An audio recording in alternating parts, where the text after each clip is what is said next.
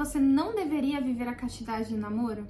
Isso porque a castidade não se vive apenas no namoro, mas durante toda a nossa vida. É uma virtude que deve ser vivenciada por todos em qualquer fase das suas vidas. Você sabia disso? Então fica até o final desse vídeo para você aprender de fato o que é a castidade e como colocá-la em prática no mundo que a gente vive hoje.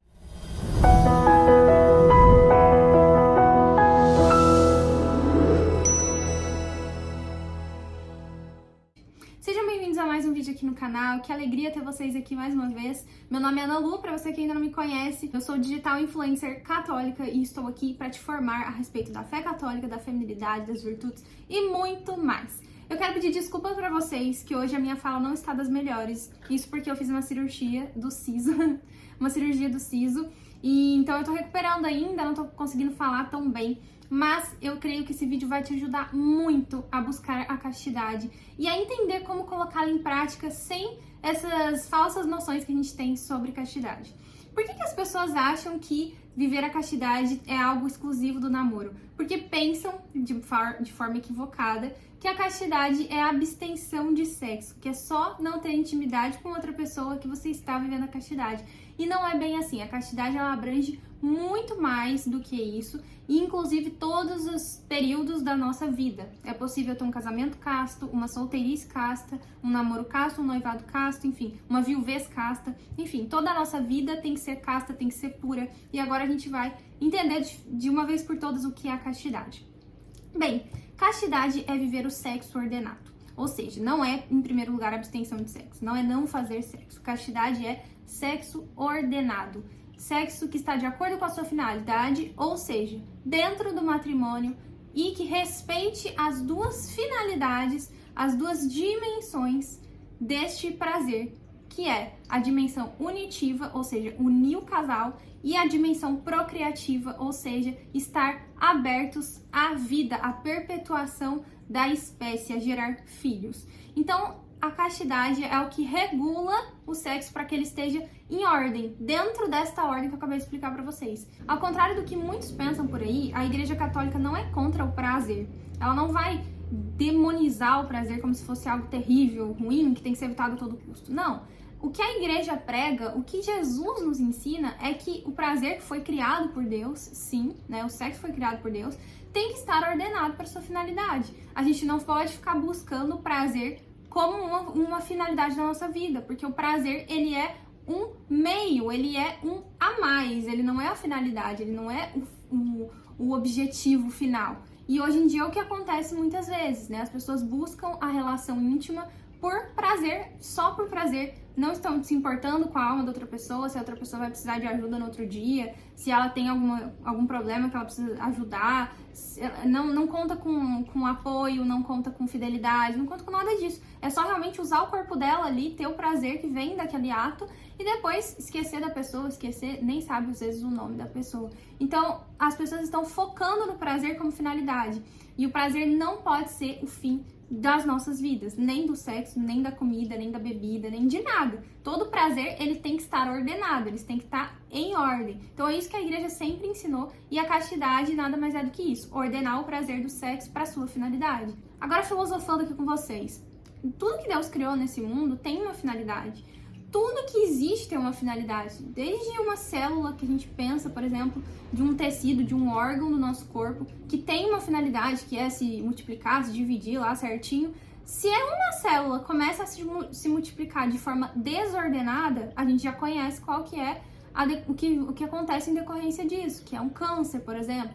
Até mesmo a gravidade, que é algo grandiosíssimo, né? A gravidade é o que sustenta as coisas no lugar aqui na Terra. Imagina se ela fosse um pouquinho maior ou um pouquinho menor, já causaria um caos, né? Uma desordem gigantesca. Então vejam como que tudo neste mundo é ordenado, tem uma ordem, foi criado com uma ordem. E se essas coisas deixam de cumprir a sua finalidade, saem do eixo, causam desordens terríveis, muitas vezes com consequências irreparáveis. Então essa é uma analogia que eu faço para vocês entenderem que assim como a gravidade, assim como uma célula, o sexo que foi criado por Deus e é bom em sua essência, também tem que estar ordenado à sua finalidade, senão gera uma série de desordens e consequências muitas vezes irreparáveis, como eu falei para vocês. O sexo e o prazer que vem dele foi criado para unir duas pessoas, ou seja, um casal que se ama, que fez um compromisso diante de Deus, dos homens, agora se recebem um ao outro num ato íntimo,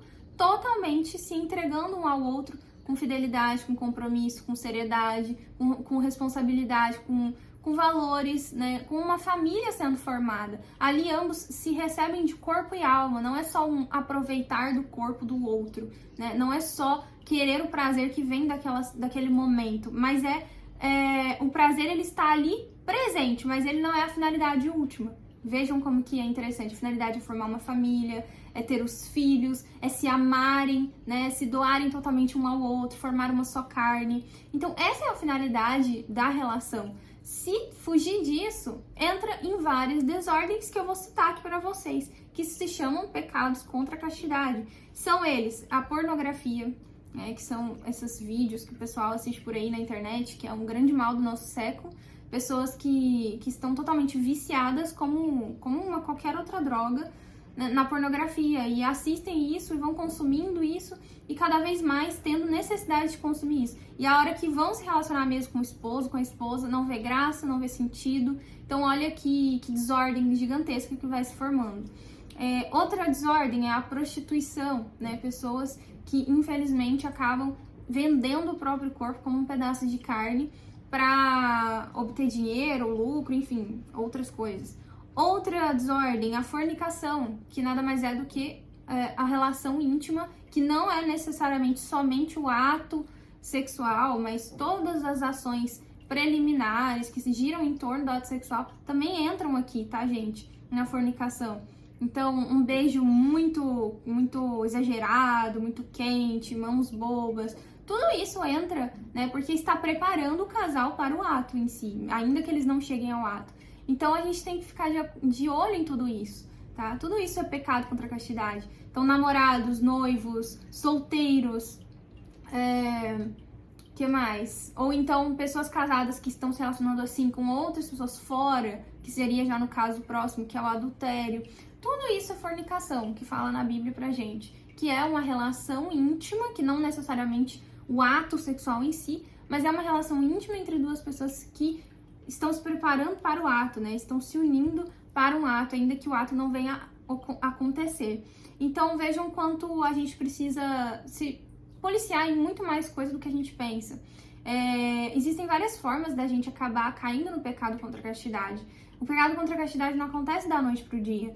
Muitas vezes a gente assiste filmes, séries, e não é uma questão de tipo, eu tô assistindo e de repente apareceu e aí eu vi. Isso também não tem como a gente ficar o tempo todo sabendo se vai ter uma cena ou não. A gente não pode ficar bitolado, a gente não pode ficar maluco da cabeça. Então, quando eu falo não assistir séries, é não assistir série que você já sabe que tem um foco mais sensual. Não assistir filmes que você já sabe, por exemplo, você não vai assistir 50 Tons de Cinza, mas você vai assistir o Diário de uma Paixão, que tem uma cena de ato íntimo entre duas pessoas. Vejam a diferença, entendeu?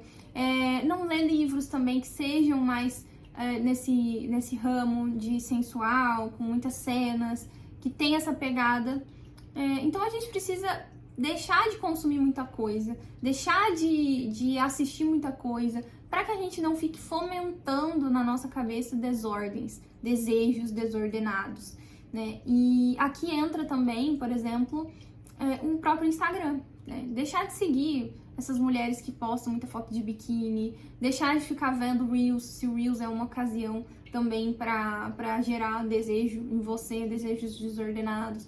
Então tem várias formas da gente se policiar, da gente se precaver. E agora eu vou falar para vocês como viver a castidade na prática. Agora que vocês entenderam, eu achei importante fazer toda essa introdução, né? Tudo isso, contar para vocês o que é de fato a castidade, para que agora a gente entenda quais meios a gente pode colocar em prática para buscar a castidade no meio do mundo que a gente vive, que não é um mundo muito facilitador, né, para isso.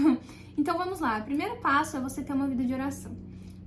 Nós temos tendências desordenadas mesmo, se chama concupiscência da carne, que é um desejo, né, desordenado.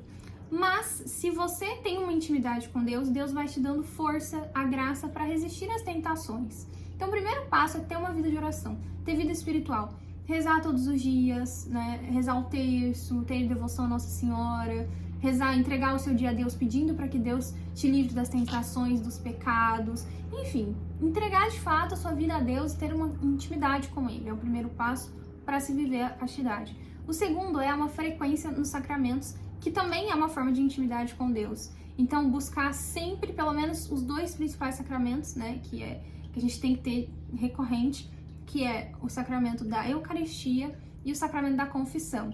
Então, o sacramento da confissão, ele já serve para nos ajudar, e quem tiver com dificuldade de evoluir nessa busca pela virtude da castidade, pode confessar várias vezes, mais vezes, né? Buscar fazer direção espiritual.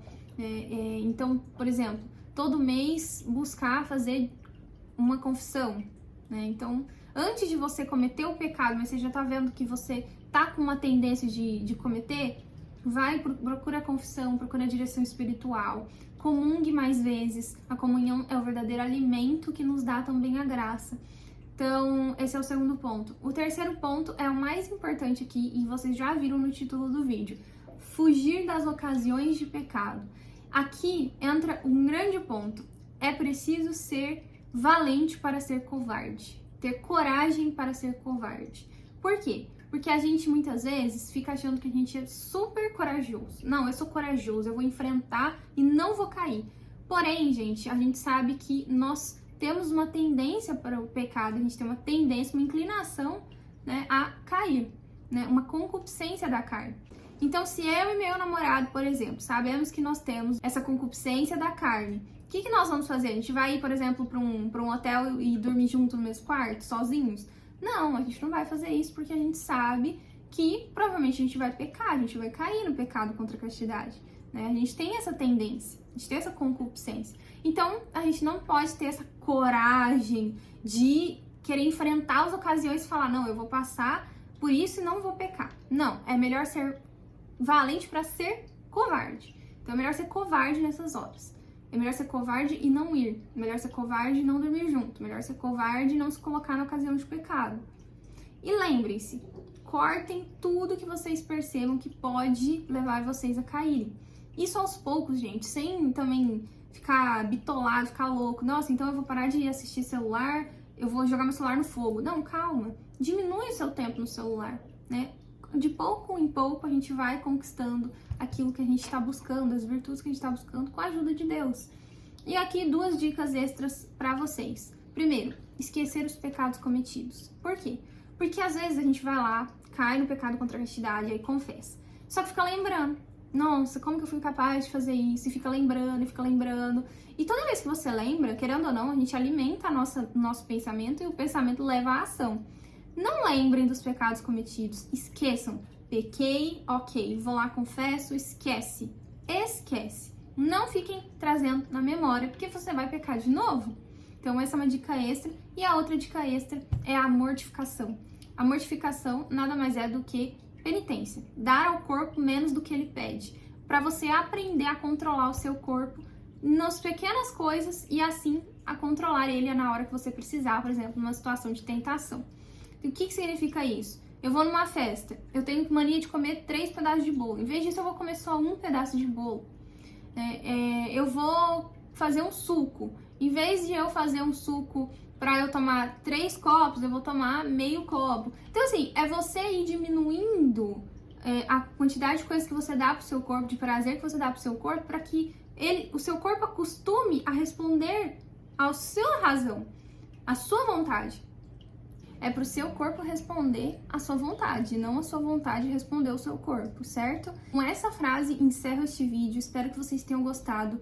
Deixem nos comentários o que vocês acharam. Não esqueçam de curtir esse vídeo, se inscrever no canal, me seguir também lá no Instagram. E, gente, se ligam que os próximos vídeos serão incríveis, assim como este. Eu vou trazer bastante conteúdo bom sobre catolicismo, virtude, feminilidade e muito mais. Então, eu conto com a inscrição de vocês. Ativem o sininho para não perder nada disso.